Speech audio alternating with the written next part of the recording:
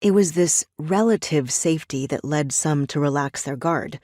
While the pact forbade outright murder of humans, when vampires were involved, there were many options worse than death. Mist and mind vampires could mesmerize their prey, drain them willingly, and leave them addicted to the euphoria that came from their bite. They were considered the nice vampires. The Shadow's Den members were not so nice. And yet, Seattle was lucky these two big players, the Night Queen of Mist and Mind, and Pierce Yang, King of the Shadow's Den, had carved up the vampire territory this way, because the alternative was worse. The alternative was why Slayers existed in the first place. The alternative was swarms of rogue vamps wreaking havoc in Seattle. Rogues draining their victims to death and turning more rogues. This was an outcome that even the Night Queen and the Vampire King agreed was bad for business and jeopardized their feeding grounds. Rogues were something that aligned the Mist and Mind and the Shadow Den together with the Slayers, which made for odd bedfellows.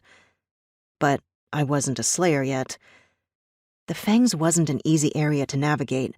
Go one way, you could end up traipsing into the Pleasure District, a high-end neighborhood with bistros, salons, and the Queen's own mansion deep in the heart of the district. Go another way, and you hit the dens. The dens were sketchy, and people with higher risk tolerance levels might go there to gamble and otherwise procure less savory experiences. If I hadn't been in such a hurry, so excited by the arrival of the Slayer's pigeon, so stupidly distracted, I would have circled around the Fangs and taken the long way home. I was halfway into Den's territory before I realized my mistake. Not an auspicious start to my career as a Slayer. I kicked harder, building up speed on my skateboard. I just needed to get through the dens as fast as I could to avoid an unpleasant encounter.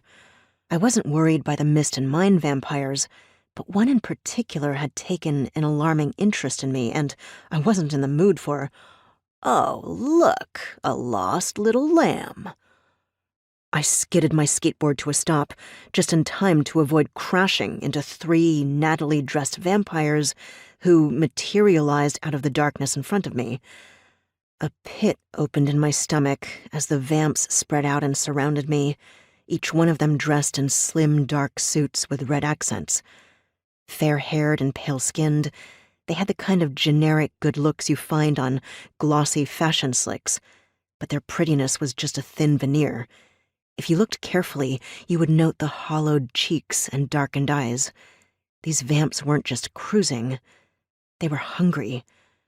The uniform marked them as thugs from the Shadow's Den, who'd sworn fealty to the king of the vampires, Pierce Yang.